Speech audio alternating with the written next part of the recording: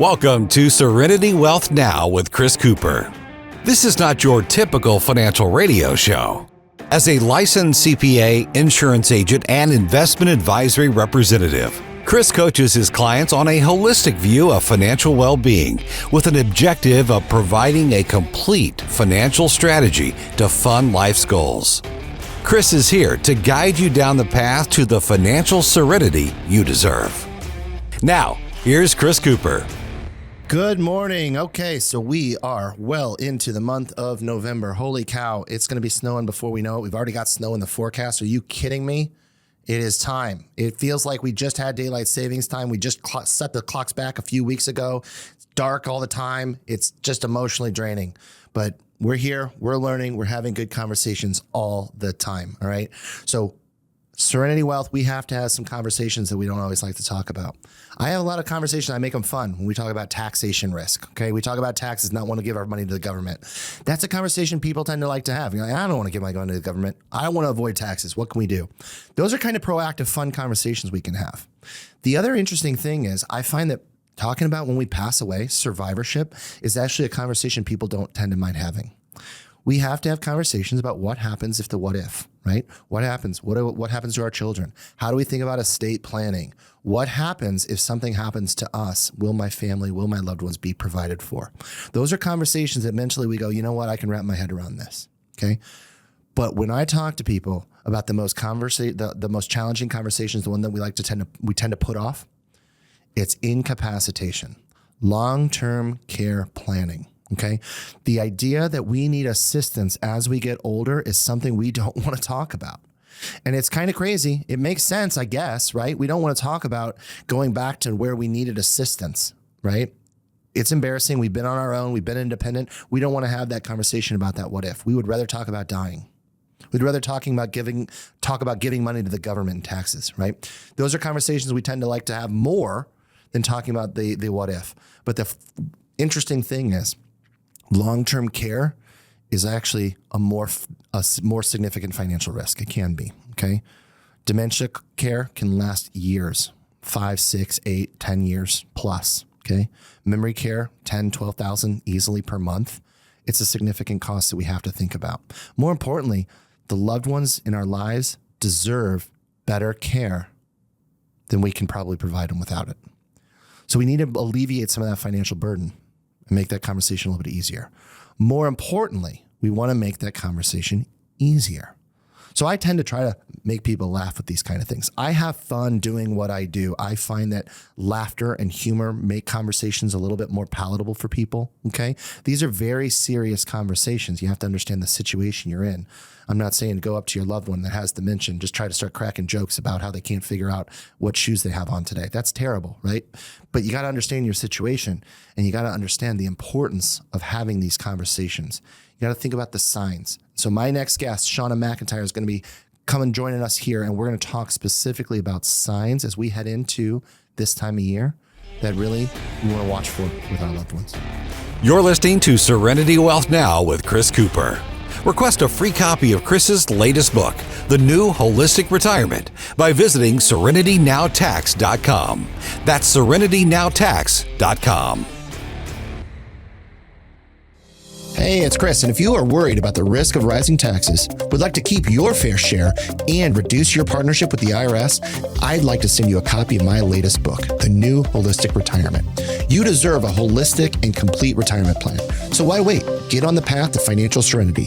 All you have to do is request this book today. Get your free copy of Chris's latest book, The New Holistic Retirement, at SerenityNowTax.com. That's SerenityNowTax.com. SerenityNowTax.com. Hi, it's Vic Porcelli. You're listening to Serenity Wealth Now with Chris Cooper on 101.9 and 94.1 NewsTalk STL. All right, so continuing along the conversation about long-term care, we've got Shona McIntyre, Senior Care Advisor of Senior Community Connections. She's been with us before. Shona, how are you? Good. Thanks for having me back. Yeah, it's always fun. I enjoy talking about these subjects because they're always easy to talk about when we talk about long-term care. There's a lot of emotions involved, but it's an important conversation. We got a change of the seasons coming up, right? We're in the middle of fall, and winter is crazy, but it's right around the corner as well. always makes me think changing seasons, it's seasonality of businesses. Do you see a big shift from a business perspective in volume and the kind of conversations that you tend to have? Yes, that I would say right in between Thanksgiving and Christmas is my most busy time of the year. So a lot of people have these conversations over that holiday time frame. Yes. I think I can imagine why. We see our loved ones, we see some changes in their health status along that time frame as well, and that makes you have some additional concerns and conversations, right? Absolutely. You're spending more time, you're seeing them up close and personal, your whole family's together, and you start noticing things when you're spending more time with your senior in your life, and that kind of sparks conversation amongst the children, noticing some decline since the last time you saw them. Because we're seeing our family more often, so we have those conversations. We have kind of that evidence right in front of our face, if you will. Yes. Right. So what do you see a lot of in today's world? Is it a lot of mobility concerns with parents? Is it more dementia and cognitive types of concerns? What's typical? What do you see a lot of today?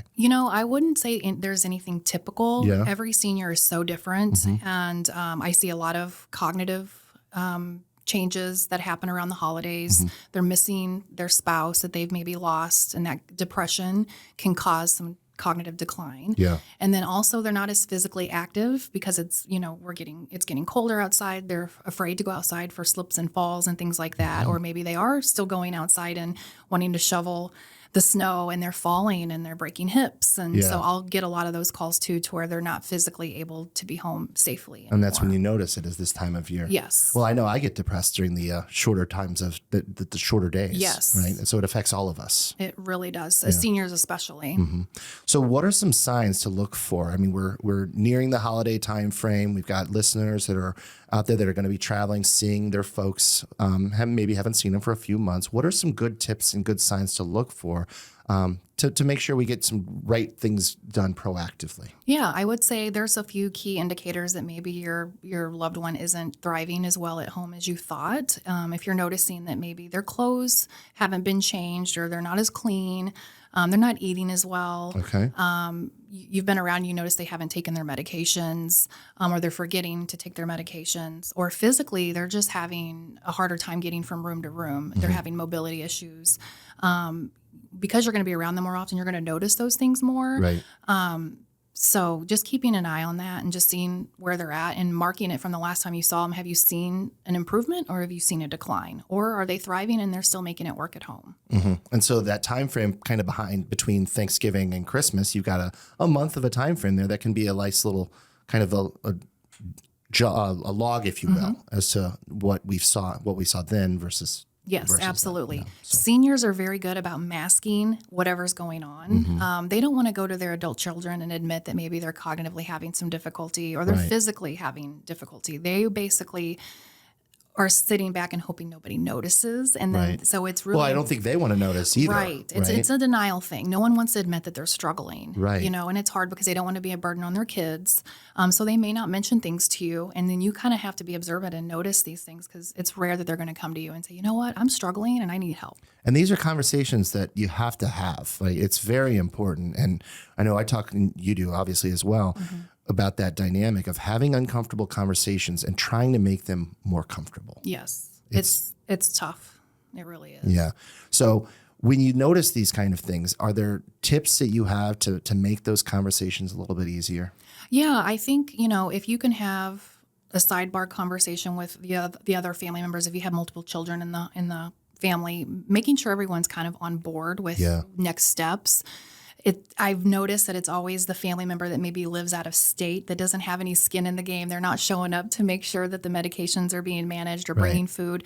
They're always the ones that feel guilty. So they're the ones saying, you know what, I think they're fine. They don't need anything. They don't see it every day either. Right. So making sure all the siblings or anyone that wants to be a part of that decision is kind of, they get together and have a meeting, and they're all on the same page, and they're all in agreement that maybe something's off and we need to discuss it. Yeah. And then having that one person in the family, you don't want to bombard them and attack. You want to just have that conversation and see if they acknowledge that there's an issue. Sure. And then just start the conversation. So an intervention is probably not the right approach. No, I wouldn't say. They feel like they're being attacked and they'll go into denial. Yeah. You want them to feel a part of the conversation. Now, I think that there's some things you can do to plant the seeds. And this is one of the things that I've always encouraged with the folks that I've worked with is we're healthy today. We're cognizant of what we've got going on today. Have the conversation today so it's not overwhelming. So in the event that eventually when I can't make those decisions, my children feel confident and comfortable having those conversations with me. Yes. Always have a backup plan. Yeah. It's just, I think that the earlier, the more often and that's a hard thing too. And there's a generational difference too. I know I always encourage people to have these conversations and make it a little bit more open, but we're hard. It's hard to talk about finances. It's hard to talk about our health. You know, we always say it's hard to talk about politics and stuff, and religion, right? But quite frankly, our own health and these kind of things are more important conversations and also very hard to talk about. Yes, absolutely. So getting people on the same page, critical, but you recommend having that one point of contact, that one point person. Yeah, usually the power of attorney, whoever's been assigned by the senior to maybe manage the medical piece that they feel comfortable with, let them be the one to approach it. That's a good topic right there, healthcare power of attorney. Absolutely. We have a lot of conversations about that and the importance of that too. They're the spokesman of the family because when you're touring communities, that's who the community wants to tour with is the power of attorney and the senior. So for those that don't know, what does a power of attorney, a healthcare power of attorney allow and do? So basically the healthcare power of attorney just allows them to come in and make decisions when the senior is no longer, they're basically incapacitated. Right. That senior is allowed to make all the decisions for themselves that they want and can up until the point that they've been deemed incapacitated. Right. So just because you have that POA doesn't mean you get to say, guess what, Mom, you're moving into a community. They still have the autonomy to decide whether or not. Now, do they make the right decision for themselves? Not all the time. Sure. But it is just because you are the power of attorney doesn't mean you get to just trump everything that your parent wants. You make that together. Well, and I think then this is where I always get back to, hey, have those conversations well in advance, right? Because while you're of healthy, sound mind and body, you can decide who your power of attorney is. And that might be one child versus another. It might be a spouse, if able. It might be a sister or a brother or whatever that is. But you can make those decisions to who you think is going to best serve your interest when you can't. Absolutely. I think those are important conversations to have. And unfortunately, we tend to not make those until it's too late. Yes. And unfortunately, most of the clients that call me that we're at that point where it's almost too late. I can still scramble and help you find the right fit. But I love meeting with families to have that initial conversation well before we need to make the decisions. So in a perfect world, we're having an advanced planning strategy already outlined with the proper financial documentation, the plan in place, whether that be long-term care insurance or whatever that looks like. Now you know the kind of communities you want to be a part of. And then it's really just a matter of, okay, mom, dad isn't, performing the same way. Here's the communities we need to go visit. Here's our plan of action. And we've got everything lined up. Exactly. And I put that plan of action into place once they're ready to start touring. How often does that happen? As far as all that little perfect little step that I just outlined. It doesn't in an ideal world, but we get the little puzzle pieces and we put it together as needed. There's always a plan you can put in place, right? It's just we want to make sure we have options. Yes. And that's what I always tell people is, hey, get these things in place in advance while you can, because eventually one day you won't be able to, and it might not be your plan. It might be somebody else's plan. Decisions are being made for you. And that's when the POA does have to step in at times and say, well, this is where we're going. So the senior can tour well before they're even ready and have an idea that it's not as scary as they thought. They actually get excited when they start touring and seeing the communities. It's more like a cruise ship now versus being in a nursing home. There's a big difference between the community and the nursing home, isn't there? Oh, yes. And my goal is to keep everyone out of the nursing home as long as possible if we can. Yeah. There's a lot of great options out there. Yeah. And they have some pretty nice places where you can have some good entertainment and some socialization as well. Yes. It's like a cruise ship, I really say. I think that's a really good analogy. Yeah. A really fun analogy too. Yep. So what kind of communities do you tend to see people enjoy and get excited about going into? The type of amenities? Yeah. Independent living. I feel like they do it really well when it comes to having the activities. The food is usually really good. And just the outings that you get to go on and be a part of that you normally wouldn't do if you lived at home alone. And that socialization helps you long term as well. It does. It gives you a new lease on life because you're going out and experiencing things you haven't done in a very long time because maybe you are physically too scared to or cognitively you were too afraid to go. So it gets you a chance to get out of the house and get engaged. And Well, I think human nature, we tend to set in our ways in some ways, in some aspects, right? Oh, so yeah. having the ability to have other people that are in that same kind of area, there's a natural socialization that occurs. Absolutely. Yeah. And these communities can be very nice when you look at that kind of thing, too. Oh, yes, definitely. Yeah. So most people you come across are, would prefer the assisted living type of communities or independent living. Yes, independent living. Then there's assisted. Assisted. That's the next step up. Yes, those are for folks that maybe need that 24-hour oversight with a caregiver that can come in and check on them because maybe they're physically falling a little bit more often or they've just got more medically things going on or they're needing more assistance with bathing and showering and dressing. And you have the oversight of having a caregiver on site 24/7 and you can just hit your button in your room and they'll come and help you with whatever you need. Sure. You get all the amenities that you would get in an independent living as well. It's just more care. I like to say it's like an apartment complex with care. Right. You live in your own apartment with your own 1-2-bedroom apartment. You bring your own furniture, and then you just have the caregivers on site for whatever you need. Sure. And then unfortunately, some conditions are more progressive, right? So dementia tends to get a little bit more challenging over time. Yeah. So once you go into that assisted, are you then into memory care from there? Yes. So Varying degrees, I believe. Yes. And most people really don't even need to go to a memory care unless they're an elopement risk. Basically, they are at risk of wandering out the front door and not being able to make their way back. But most communities are savvy enough to know that just because you have dementia doesn't necessarily mean you have to go to memory care. So they'll do an assessment to kind of figure out what level of care you're the most appropriate for. Every community is a little bit different on the levels of memory care that they accept. So that's where I come in and help. I'll assess you as well before we even start to narrow down to see which community would be the best fit for you and where you're at in your stage of dementia. But most communities now allow you to stay and age in place and not even really necessarily have to move out to go to skilled nursing later down the road. Very nice. Yeah. Now, obviously, there's a lot of financial burdens with this as well. Costs of care communities are very expensive. Yeah. And so a lot of times, where do you see people tend to go? Does the financial piece come into play as well? It's probably the main piece of the conversation because once we sit down and really dig into the finances, that helps me decide, okay, which community is going to be the best fit financially? What level of care is going to be the best fit? Because someone coming in with over $1 million, we can pretty much go wherever we want. If you only have $500,000 or $100,000, we've got to really see how we can stretch those funds out for as long as possible. And that's, again, where planning in advance, and we're going to cover that a little bit in our next segment as well, talking about that financial consideration as well.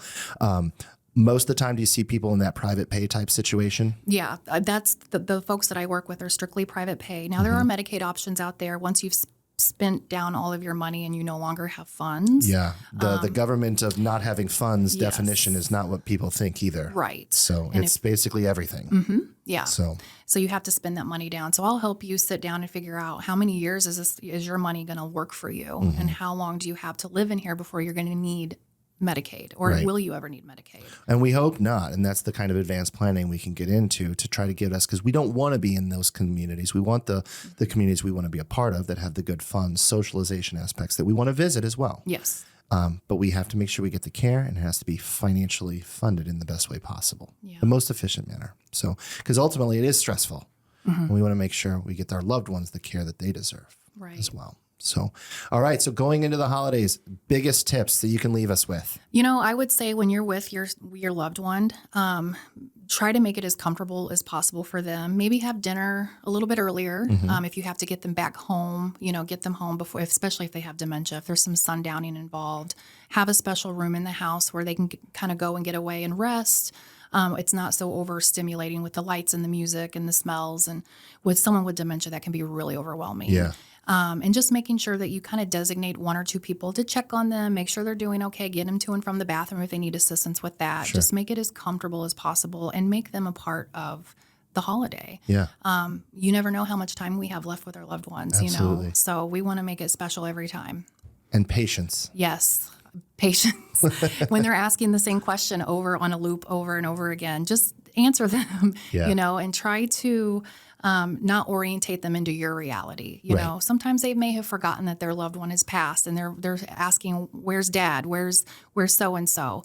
Instead of just saying, "Hey, they passed away," just say, "Oh, they went to the store," because you don't want to upset them and have them reliving that moment on the holiday and making things harder for them. Because it can ruin the whole rest of the experience as well. And instead, enjoy the time, focus on what you have, and I tell people, try to have some fun with it. Yes. You just got to kind of laugh those kinds of things off. Yes, absolutely. And create that, enjoy that alternate reality for a moment, if you will. And have some activities that they can do with the grandkids, and that's going to be maybe stationary for them, to where they can sit at the table and look at the, memory books or a little activity to where they're active and they're not just sitting alone in a room by themselves. So like puzzles and like cards and things like that helpful? Yes, especially with someone with dementia. They know that they're cognitively declining a little bit, and they get a little embarrassed, and they want to mask that so people don't see. So they'll be a little quieter. They'll withdraw. They'll go into another room just to watch TV.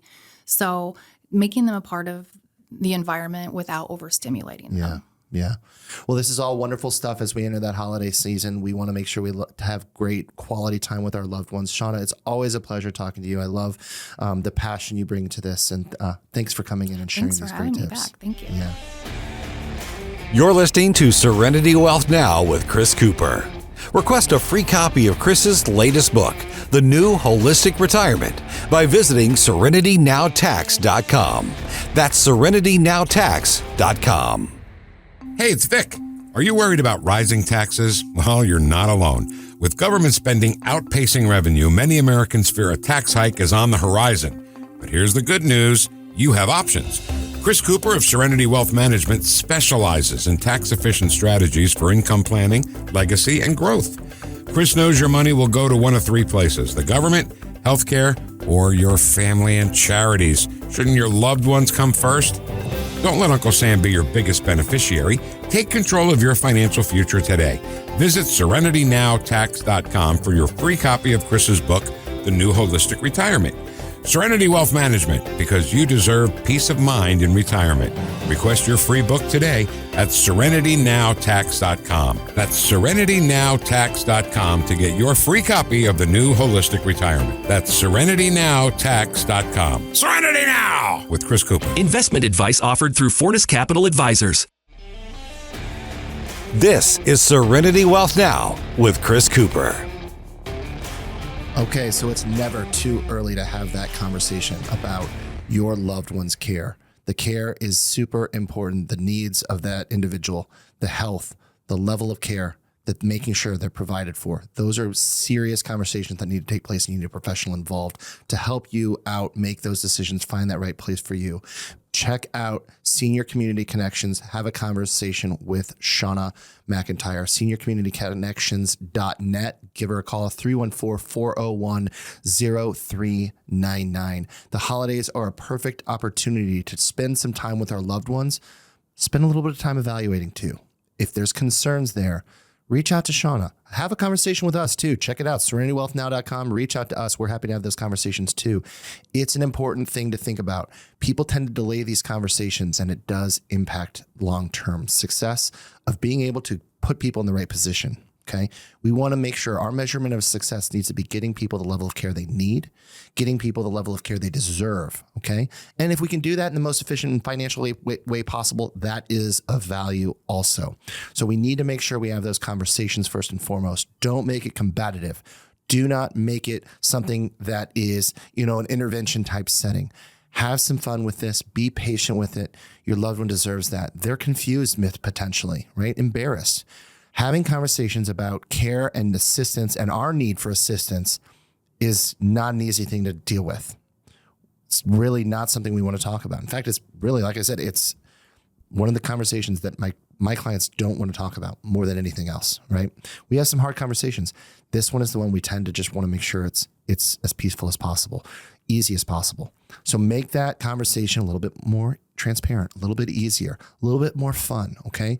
These communities can be very great. I visit a lot of them, okay? Fortunately, Shona and I are both able to visit great communities that we have right here in the St. Louis area. Take advantage of those communities, because I'm telling you, the socialization that comes into these places can actually make people happier, and enjoy the life, right? We all deserve to have the care that we need, but also want to have some fun doing it. So it's important to have those conversations, find the right place for you. And that's where Shona can help, okay? Now, one of the things we talked about, financially, it's a burden. It is a significant cost. $8,000 per month is on the low end. Guys, I talk to a lot of people that's like well over 10 grand a month, okay?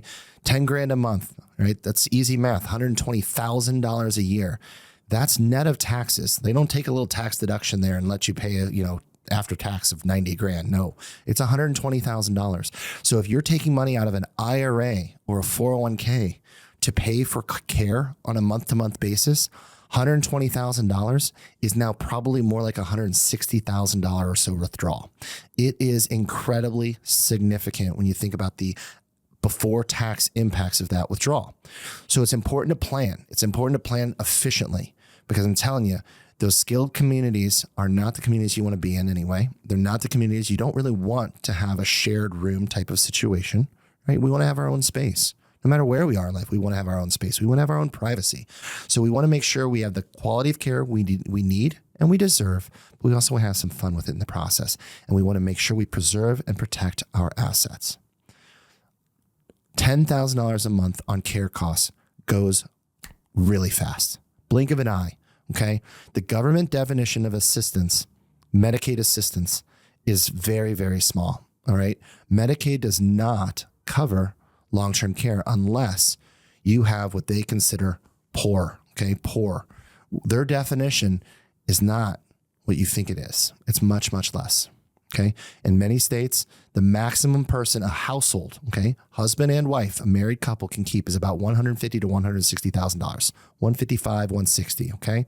Changes a little bit with inflation, but $160,000, let's just call it $160,000. Okay.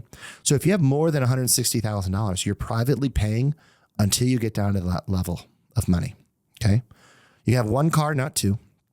You cannot get kicked out of a house. So a spouse cannot get kicked out of their home, but they can still put a lien against that home to recoup Medicaid costs. Okay. Medicaid can come back and recoup that cost of care with a lien on the home. So it's important to plan in advance. We want to make sure we have that plan in advance, because quite frankly, I hate it when the financial reason is the reason we don't get the care we deserve. It's terrible, right? So I have a policy on myself. My wife and I, Stacy is my wife, so we have a policy on us that covers both of us, okay? Both of us, $10,000 per month, right, is what we receive in the event we need assistance. And that's after tax money, okay? So that's a big deal. It's a life insurance vehicle, so it has tax implications, tax favorable treatment. So in the event that I need assistance, that's $10,000 a month that goes to my care, okay? So that's important to me because guess what? My wife, I'm a big guy, right? Those that know me in person know I'm not a small guy, right? I like to think I'm in a little bit of shape, some kind of shape, right? We're all in different shapes at different points in our lives. I try, but I'm a big guy.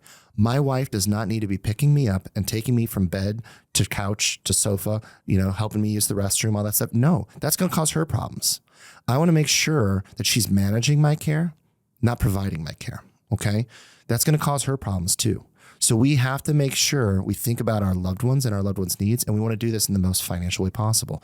And by having a plan in place, your family, your children, your spouse has the ability to know, hey, this is my plan. They're going to get that care that they need to help you much more in advance, okay?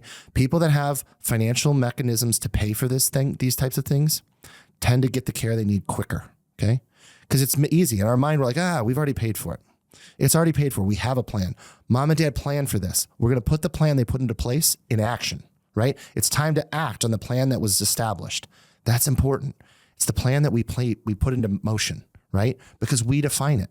Define your plan in advance so you can have the right conversation and take some of that burden away. Your loved ones need to know that.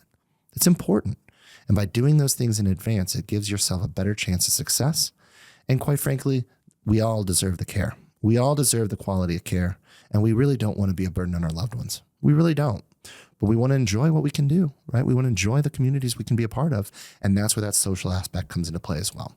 So guys, heavy topic as we enter the holidays, but it's an important topic. Be thankful for your own health. Be thankful for your families. Be thankful for the time we have and enjoy it.